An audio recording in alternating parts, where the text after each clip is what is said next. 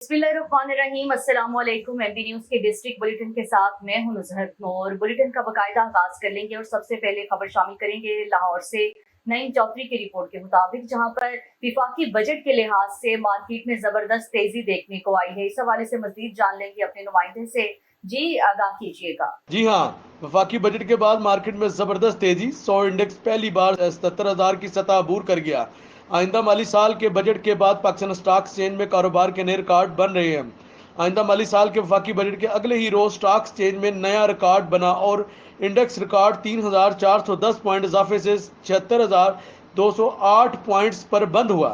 आज जुमे को भी कारोबार के आगाज से ही पाकिस्तान स्टॉक एक्सचेंज के 100 इंडेक्स में तेजी देखने में आ रही है और इंडेक्स 76,885 पर पहुंचा। कारोबार के दौरान 100 इंडेक्स से 1,102 पॉइंट्स का इजाफा हुआ, जिससे इंडेक्स 77,000 की सतह अबूर कर गया। जी हाँ।